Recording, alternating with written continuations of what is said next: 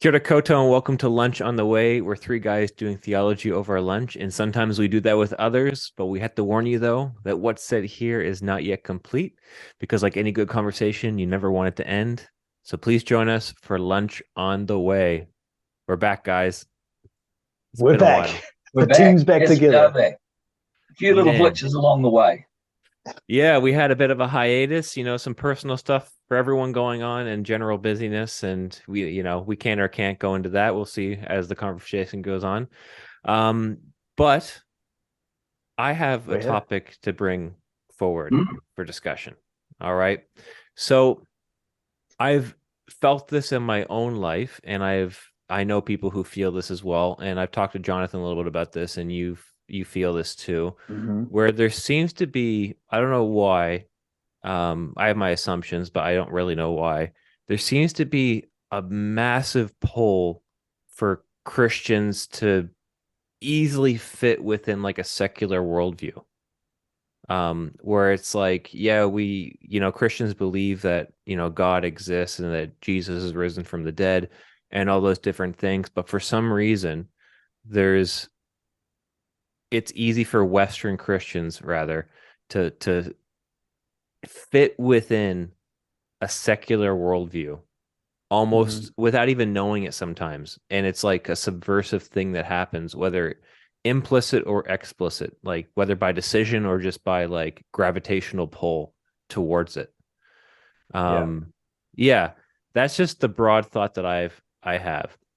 And it feels like this, if I can use an analogy, it's almost like secularism and maybe a materialistic worldview is like the sun Yeah. and you're caught up in its gravitational pull because it's like the biggest thing in culture or the biggest thing in like in I guess the world that we live or the world that we live in.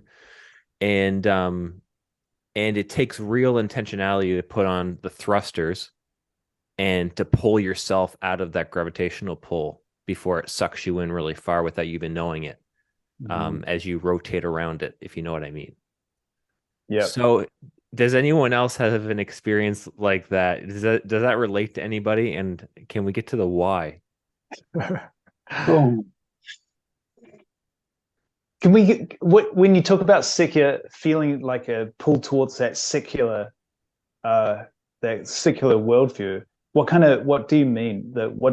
How would you describe secular? Oh, I would say, yes, there are What different, kind of things are you pulled towards?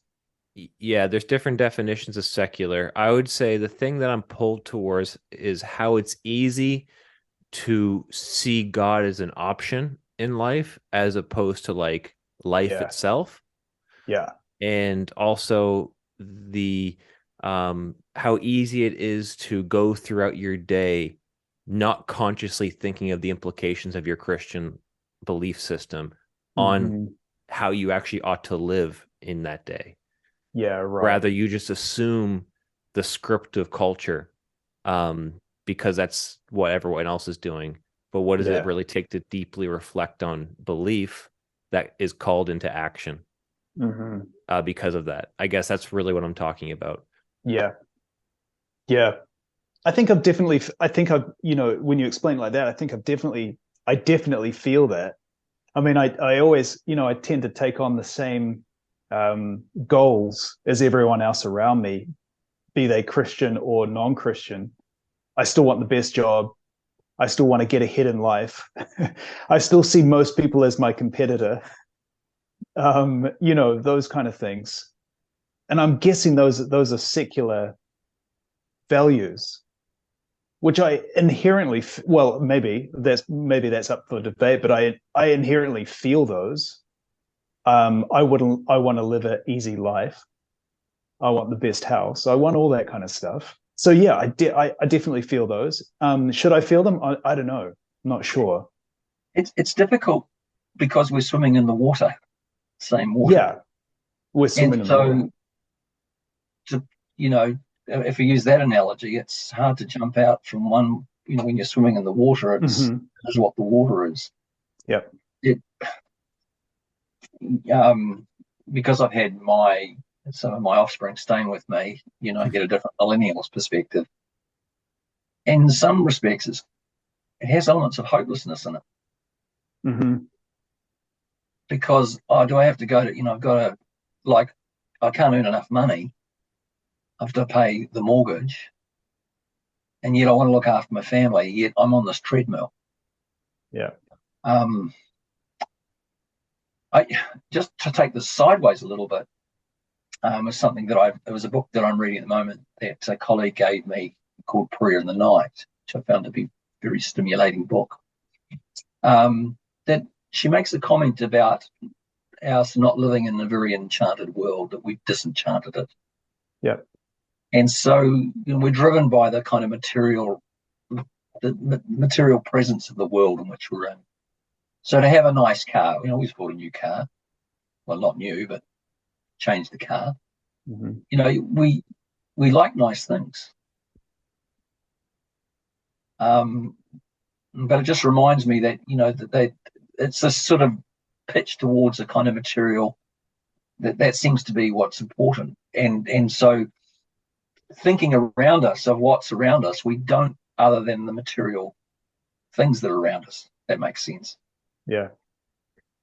What I find interesting is when you brought that up, the disenchanted world is, well, two things. One, there's a podcast that just emerged from Justin Briley with the Unbelievable podcast. He's doing a new thing now, which is called Re-enchanting is the podcast. Right. So you should look into that. The first two episodes it's just conversations more than anything about re-enchanting the world with Christianity. Mm-hmm. And so that's one thing. But the second thing is when you said that, Graham, I thought of how maybe in a pre-secular, maybe 1500s, let's say, worldview, there is sacred time and sacred space that shouldn't be touched, right, by certain aspects of society. And one of the big hangovers that came from that, in a good way, not a bad hangover, is that, at least in Canada where I'm from, and you maybe see it a little bit in New Zealand through the evening shopping hours, but you weren't allowed to shop on Sundays. And that's not to say it's not. I think to see that as a legalistic thing is kind of missing the point. I think to see that as like, no, there are some days that are more important than others, and they ought to be sacred, even if it's just for a resting sense of sacredness. You need to rest, not for the practical pragmatism of it, but it's like, oh, you are human and humans rest, and it's good for you to rest. And then I see the absence of that now over the last 20 years, where, in Canada, I think when I was 10, they started allowing people to shop on Sundays. And it's almost like there's less and less sacred spaces. There's less and less enchanted spaces, if you want to use that language. Mm-hmm. And because of that, I can definitely resonate with what your kids are thinking or feeling. That you're just on this never-ending treadmill of pursuing something in this unsacred space of work and just doing the things that everybody else wants you or expects you or just thinks that everyone else should do, without, I don't know, pausing. That's just my initial thoughts from what you just said. Yeah, I think there's something in there that, the uncharted space. I mean, certainly the world was a much more enchanted world 200, 300 years ago, and increasingly less. So, I mean, there's a story in this book called Prayer in the Night that she talks about. So she's, what's her background? She's Episcopalian American. She's probably a millennial. She's a very good writer, but she talks about when she was having her first child, and she used to, work for a university, and across the road was a Greek sort of, what do you call it, Orthodox sort of cafe. Mm-hmm. And so the woman, the father there and the woman, they call a presbyter, gave her an icon of an angel for her child, and she sort of took it graciously, but thought, oh, I'm not into that, but pinned the icon above her child, and then found herself, as she prayed for her child when the child was born, she found that the icon and the angel started to inhabit her, in the sense of not inhabit her, but became conscious of that. And it made her, kind of conscious of a more enchanted world. I found it really fascinating. And this pushes to your point earlier in another conversation, Jonathan, about our imagination has been shrunk. It's been squeezed. Yeah. She even goes so far as to say even the wild and the woolly we should be a little open to, you know.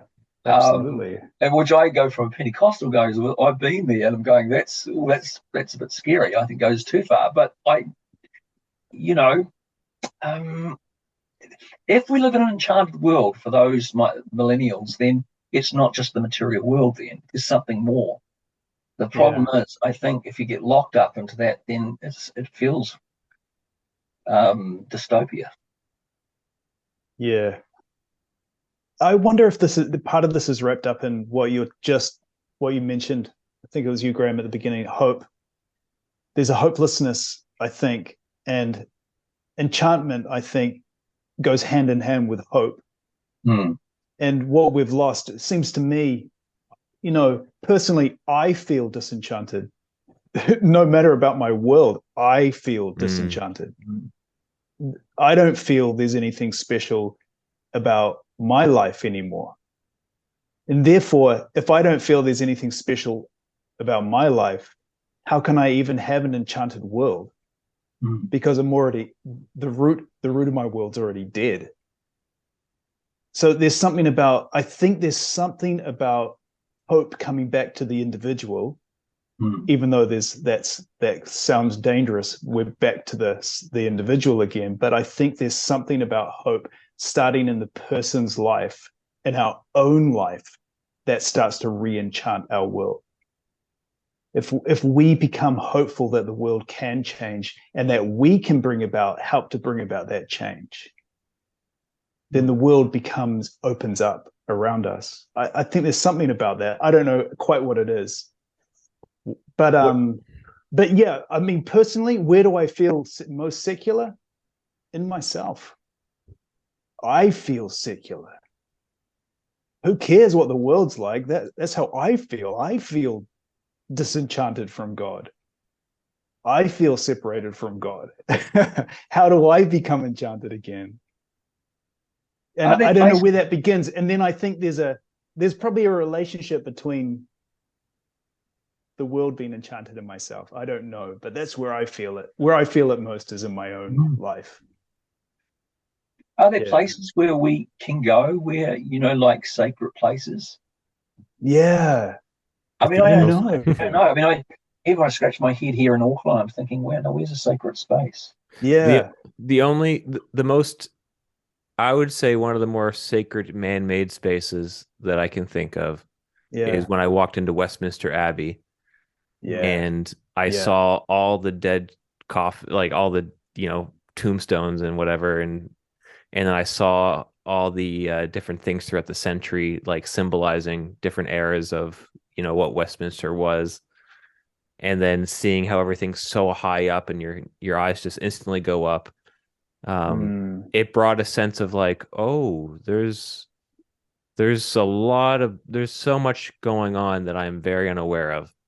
And I'm seeing this architectural like beauty more than just like beautiful, but actually a little bit sacred, if I'm willing to say that, even though I'm Protestant and don't believe in my disposition is not to believe in physical churches as sacred spaces, because you can do church or have church or a gathering in a school, right? So, but when I show up to a place like that, I'm like, oh, there's something special going on that I can't put my finger on. But that's just one example that I had. I think that's really interesting because often I find my sacred spaces not in churches, but in like the cinema. Sometimes I feel more enchanted, more in wonder, questions thrown open for me in the cinema than I do by going to church in a school auditorium. And I wonder, maybe that's the point. They've built that place. The cinema's built for wonder. Yeah. Even a secular society knows that you got to build places to make people feel in a wonderful place. I don't know.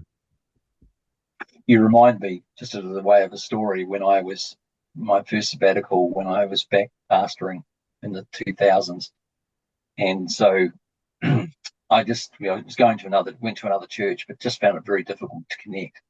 So I felt disenchanted that, and what really kind of upset me and threw me was I went to a movie and encountered God. Yeah.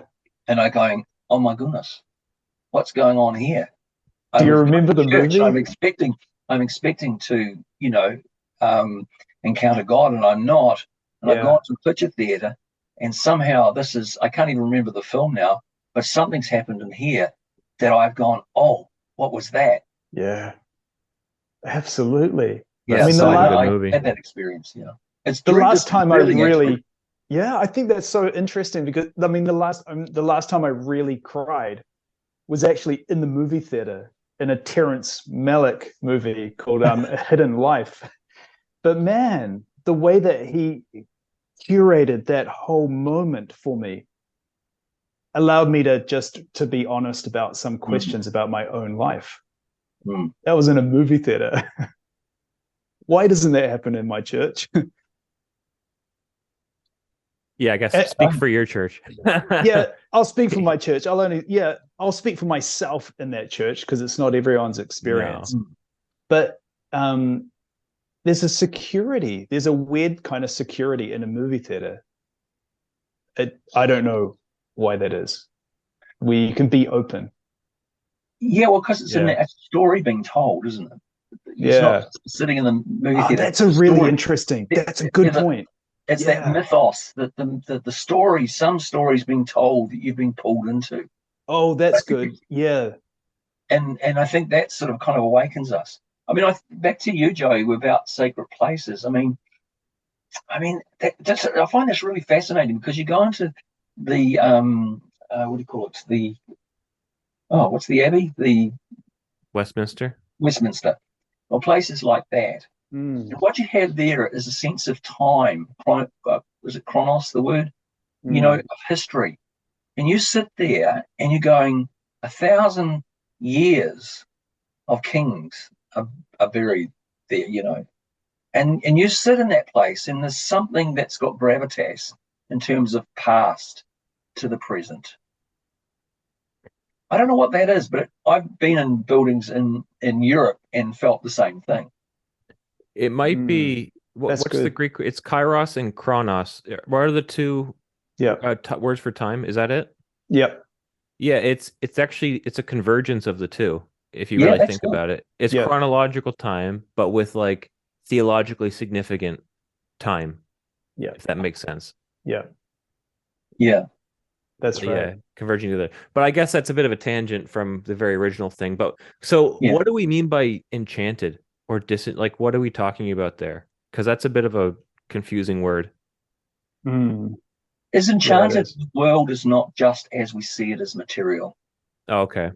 That the world is full of, it has mystery, and we can't see all that there is. That there's life pulsing. There are, there's a I guess the cosmology is, I don't know, there's evil and good, there's angels and devils, there's God. It's pulsing. It's got movement. It's got life. It's not just flat. Yeah. And that's it. It's like there's something beneath what you're seeing. Yeah, it's interesting. There used to be a sign up in next to the old storehouse up at Kerikeri. And there used to be a sign there that Colenso wrote. It's a quote of Colenso. And he made the quote, I think something like this: For these people, everything is enchanted. Yeah. Yeah. So that for Maori, there's spirits in the bush, there's everything is alive, everything is speaking. So I don't know if that helps, Flett. So here's a question then. That's good, Graham. Here's a question. So if a secular worldview is a disenchanted worldview, where what you see is what you get, essentially, where empiricism or like material evidence rules the day, then would it be safe to say that that Christians who grow up or grew up in a secular worldview and where that is an implicit default, but claim a level of enchantment on a personal level, let's say where Jesus is raised from the dead and you can know Jesus now, what's the commonalities then between a secular person and a secular Christian person? Like, because Christians are claiming a level of enchantment. We're talking about people being raised from the dead, for goodness sake, at a fundamental level. But it's very easy to slip into a disenchanted worldview, even though there are significant theological enchantment type claims. Or is that an improper characterization of a Christianity as enchantment? I think it's another way of coming at the same question. And if we come back to what Greame was saying about narrative, I think part of having an enchanted world is knowing that you're living in a different narrative, a different story to what other people, maybe the secular world, might be understanding what the world is about, what history is about, what it's leading towards or what it's not leading towards. So we live in a world that is created by God. Already the world is enchanted because it is more than just the material world. It's creation. It's a gift from God. You've got to see the world as something where you meet God in, if that is the case. Where the secular world doesn't have a beginning story like that. It has a materialistic evolutionary narrative where we're here by chance and we make the world what we want it to be. In that case, you don't meet anyone transcendent here. There is no God to meet here. There's just simply the material world is what we make of it. So that way it's already disenchanted. I think those would be the two things. My issue here is that as Christians, we can claim that we live in a different story, yet we live out the mini stories in exactly the same way as our secular counterparts. So what would be an example? I think those are the mini stories. We claim to live in the greater grand story, yet we live the mini stories of a secular world. So if you're living the mini stories, if you're living the mini stories of secularism, but you claim to be living the big story of Christianity.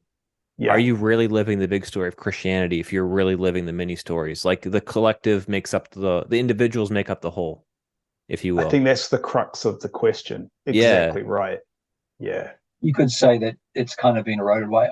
When I was thinking about this, and it is prompted by my own health issues as well. Yeah. Is that I actually think that prayer is the path is part of the pathway to the imagination and enchantment, because I can believe all that big story in my head, but it doesn't mean anything until I embody that. And how do I embody that? That's these practices of prayer. Exactly. And prayer can have all its forms. I mean, even I was thinking about this. I was reading something last night. Even going to sleep, is a surrender. Yeah, I can't make myself go to sleep, but when I go to sleep, I'm, in one sense, it's the nearest kind of get to death, isn't it? Yeah, because you're not conscious. Mm-hmm. So you think you're always going to wake up. You hope you do, but you don't go to bed, go to sleep thinking, I hope I wake up. You just go to sleep and think sleep's a gift. But I just think of prayer, I think there's something around that, but it's a really big, not just big subject, but it's there are all sorts of forms of that. So what I do, because I find praying sometimes difficult because of the busy treadmillness of life, within this enchanted space, is I lit this on purpose. not by accident, not for I an like. aesthetically pleasing background. It had a purpose. I lit that candle, and if you're just listening to this, I have a candle to the back right of me, um, because I need a reminder that, oh, like God's actually in and around all that's happening today. Mm. And Yeah. so I light that candle, I say a prayer, I blow out the candle, and I just like for a moment just like reflect and contemplate as like the smoke vapor Yeah. goes up, and then it just like dissolves into the air itself. And I'm like, oh, there's some, just as a reminder, there's more going on than what I can see. And even though I'm very busy today, God is still present in this day. Mm. That's And right. yeah, I'm trying to see I really how that I goes. like your practice. I really like that practice. I'm not the first one. Candle lighting's old, No, but I know that. But in a Protestant tradition, this is the thing that as a Pentecostal, none of this stuff ever was ever there. It was all dismissed in a way. Yeah. Yeah. Um, yeah. it is what it is. I don't want to blame it, but it is what it is. So practices of, thinking about even sleep or lighting a candle, are not easy. I don't naturally think of them. Yeah. I think that's right. Yeah, I'm definitely becoming more analog in my Christian life in practices than ever before the older I get, if you know what I mean. Like I Mm. don't want to use a phone anymore when it comes to like devotional stuff. When it Mm. comes to church, I really don't want to use I want to use as little of the not LED screen, of the projection screen as possible. I love to have things physically happening in the room as opposed to virtually happening in two dimensions. Yeah. I don't know. I'm leaning more towards that, and I wonder if that's because of a hunger and a desire for a re-enchantment within my own Mm. worldview, Mm. and within my own life. Because, like you said, Jonathan, you are secular, whether you like it or not, Yeah. and yeah, I am too, Yeah. whether I like it or not. But what does it look like to kind of restore or to redeem that enchantedness that God has gifted within each of us, which is, Mm-hmm. life itself, Yep. and Yep. being itself. Yeah. I wonder if there's a directionality kind of component involved here. That the paths that we are walking, those little mini stories that we live into, our jobs, our better families, our better lives, all that kind of stuff, and not in themselves bad. I think the secular, so often the secular stories have a desire for the good, so they truly are desiring good things, yet they desire them often to maybe a truncated end. They see the desire of the house as the ultimate goal, the desire of the good goal, the job is the ultimate goal, where the Christian might want to see that as truly good. That's a good thing to have, but it leads beyond that. Mm. That's not the end of the story. Yeah, that's really That our goodness for those things are part of something much bigger. Yeah, so I wonder if there's something else. It's a breaking and opening, and it's saying, yeah, I also desire goodness, but that goodness lies beyond those things as well. I don't know. I mean, could you apply it this way? Just to tease what you're saying out, Jonathan. So, you desire um, a nicer house, a bigger house. Yeah, Is it the bigger house that I want, or is it the bigger house we could have people around? yeah, You could yeah. function. We could be more hospitable. That's Is that right. what you're kind of getting at? It's not just it's not the object of having that. It's what that may bring. That's right. Yep. And sometimes those stories, I wonder if they're coming back to the direction of those stories. Like I think of the road to Emmaus, that the disciples are walking on the road away from Jerusalem, Mm. and Jesus is still in their midst and asks them, what are they doing? And they explain the story. Then he explains the greater story to them. And in that, they turn around again. They change direction and head back towards Jerusalem. And I wonder if sometimes we need to ask ourselves, is my story heading in the right direction? Do I need to desire something more than I want? What is the true good that I'm looking for? Or do I really actually need to turn around and head in a different direction? Because I think the secular mindset, what I'm trying to get at here is I think the secular mindset truly wants the good. Yeah, it truncates what the good is. It narrows it down instead of broadens it open. That's right. Yeah. Yeah. The story's too small in many kind of ways. It lacks imagination. I think, again, that idea that it's a material outcome. Yeah. Exactly. Thinking about Aristotle's four causalities. Yeah. What is the good? What actually is the good? Then he talks about the final causality. Yeah, that's right. Which, for the Christian story is one of human flourishing, shalom. Yeah. And I think coming back to your story, Greame, you don't have to say anything here, but I'll just say that I think we realize what the good is sometimes when we get ill, when we become sick, with the things that we thought that we really needed to be good, they go down on the list. And sickness or illness or when things don't go quite our way, we realize that good is something often so small. Yeah. We're desiring something quite different in life than just the material, the material wealth or whatever. So for our listeners, because it's just helpful for our listeners to know. So for Greame, I've been diagnosed with cancer. So I have lymphoma.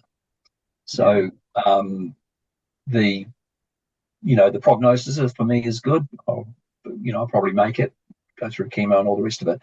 But the journey has been interesting in the sense that actually at the early part of that, when you're told by the doctor that you have cancer, there's a period of time where you think, oh my goodness, this is it. Yeah. And it throws up what life is and what really is important. I don't have any kind of insight in this other to know that actually we live on a knife's edge. Yeah. And you do think about death.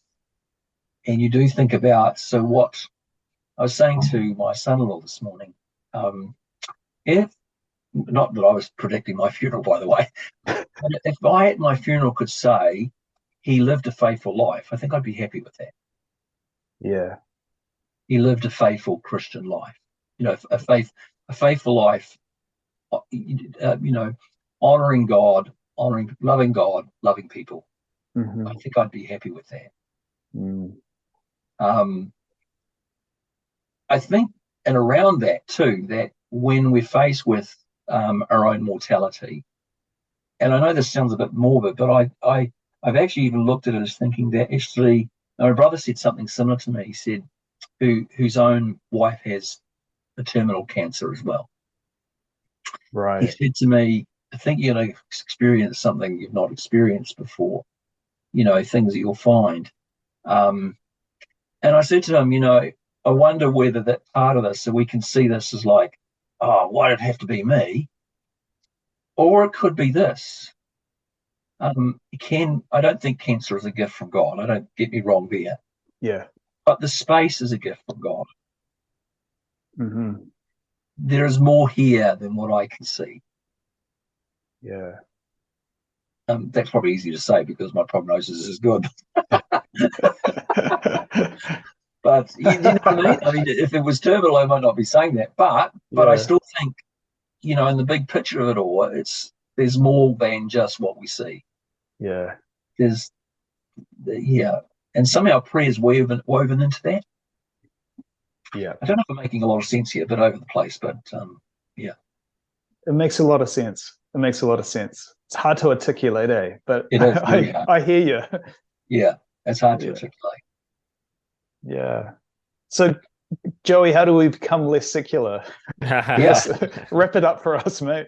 I don't know, man. This is just, I think what you touched on with that Emmaus Road, analogy Yeah. of like they're heading towards what is it, the road to Emmaus? Yeah. Yeah. The road Yeah. to Emmaus, It's, the away from road's not called Jerusalem. Emmaus. It's the road to Emmaus. Yeah. They're heading to Emmaus. Jesus told the story and they repented in a sense. They literally turned around 180 and they Yeah. went back to Jerusalem. Yeah. So I feel like I know that Wesleyans, Methodists have a doctrine of entire sanctification, of being perfected in love.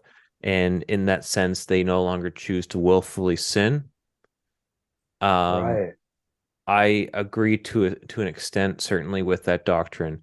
But when it comes to this question of worldview, and you don't even know, sometimes you don't even know the story that you're living in because you're just not conscious of it. But when you Totally. become conscious of it, the response is to turn around and Yeah. to go back, you know. Yeah. And that's not to say like, you know, within a Wesleyan understanding, you're sinning because you're living out a wrong story in like a willful sense. But there is still repentance within that. Oh, by accident or somehow I found I was living out this story that I really don't believe. And Jesus is calling me to his story. And the only way to go to his story is to turn around and walk towards it. Yeah. So that's probably the pursuit of my entire life, is identifying the stories of secularism or other worldviews that I'm living out of, whether I know it Yeah. or not, and then just asking the spirit to reveal that to me and then to turn around. Nice. That's awesome. Nice. That's Well nice. said. Well said, man. Yeah. That's nice. Yeah.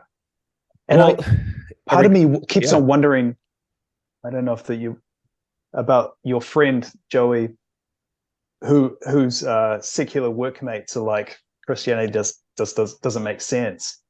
One of the places to start with one of those conversations is to say to them, you know, explain to me why your worldview makes sense to you, and to uncover for them the story that they're living out of. You know, because it'll get pretty shallow pretty quickly. There's not much foundation under that secular worldview to say this is the story that I definitely should be living out of. Yeah. But I think like you, and definitely like me, I just never question my stories. And I wonder if part of what Christianity does for us is to help us to question our stories.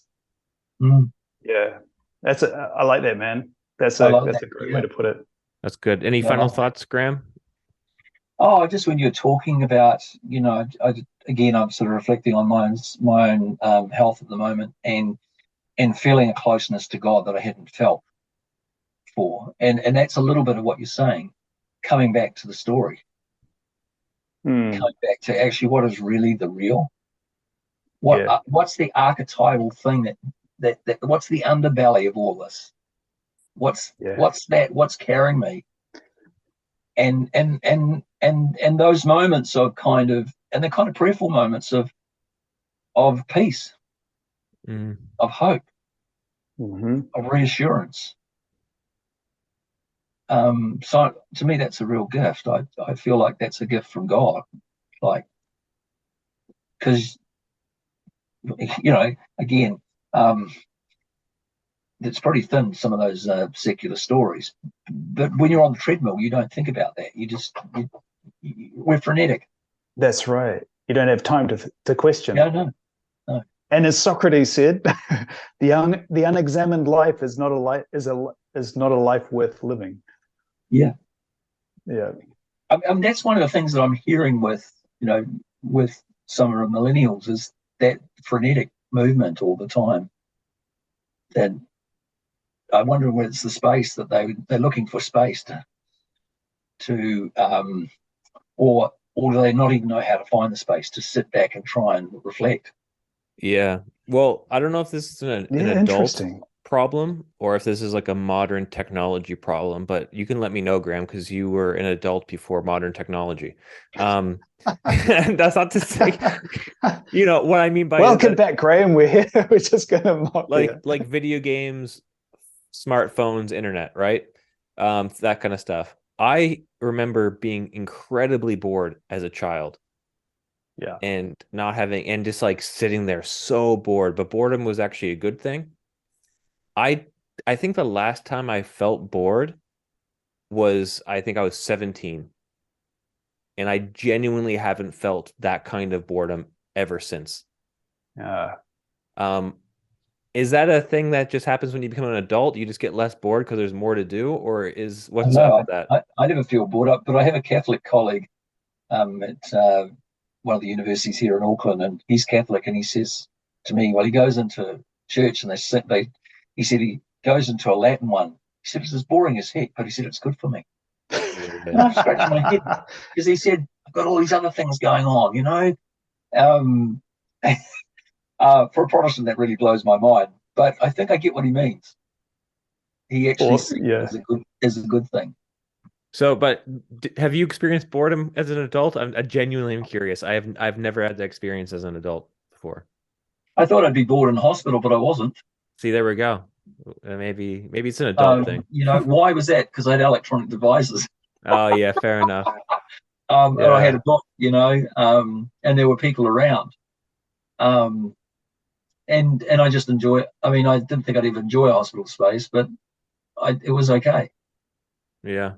Um, You know what? I think there's something in there though, eh?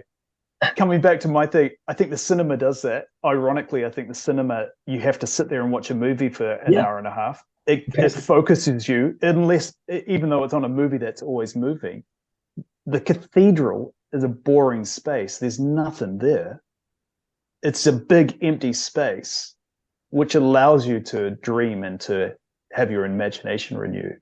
And I wonder if the thing is about our Protestant services, so often they're so full of things.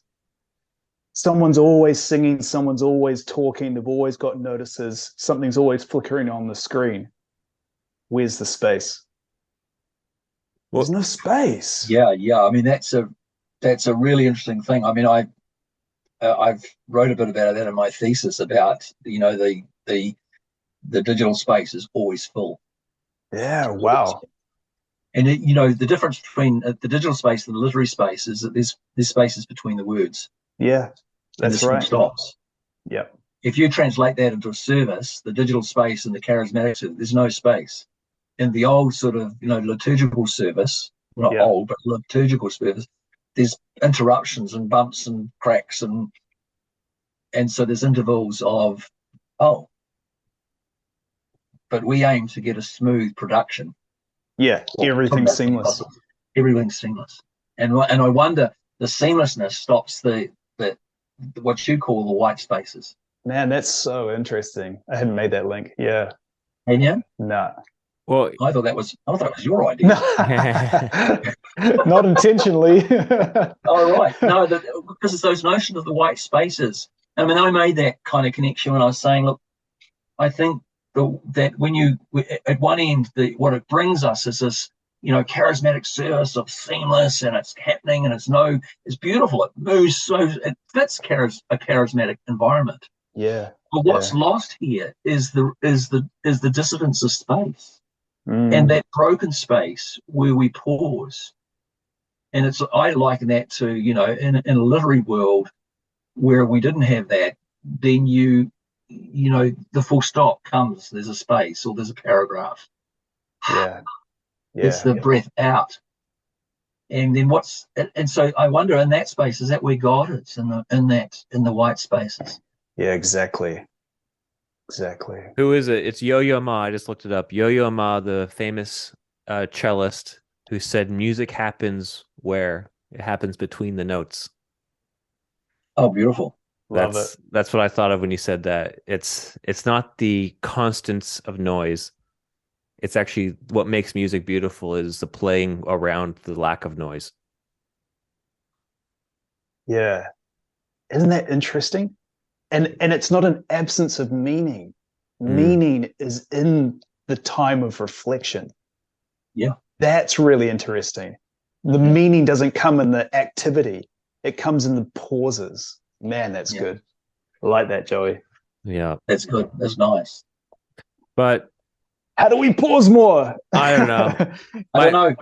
I think this is this is okay. I think this might put a bow on our conversations. We went in a few different places. Yeah. I think that to reflect on the stories that we have and we're living requires boredom or requires a level of doing nothing to actually reflect on it. Yeah. But I think the thing is that because of the way our world is set up, and yes, we are volitional people who have wills who can do things and we can go against the grain if we want to. So we take responsibility just as much as we, if not more than we blame. We need to set ourselves up in such a way to actually to reflect, to have spaces of reflection and uncomfortable living. Unfortunately, I think that very few people, especially people who would define themselves as non-religious secular people, like they are scared to death of that lack of stuff happening. And where most people's anxieties, like clinical anxieties, come up is when it's in the evening right before they go to bed. Because nothing's happening for the first time in the entire day. Wow. And then they don't go to sleep because they're trying to control it. And then they can't go to sleep. So, there is something to be said about like how do you re-enchant the world? Sometimes it's doing nothing. If you want to get really honest, like sometimes it's intentionally doing nothing and thinking and living into that nothing for a moment. That's good. Yeah. That's right. Anyway, that's all I got to say on that. I feel like that's the start of a whole nother conversation. That's great. Yeah. All right. Why don't we end it there and come back to that sometime? All right. Maybe we should. How about this, Jonathan? You're up next time. Your job is to have the topic of conversation for next time. Yo. All right. So maybe you should take some notes so we can continue this conversation. Sounds good. That's great. All right. Sounds great. Thanks.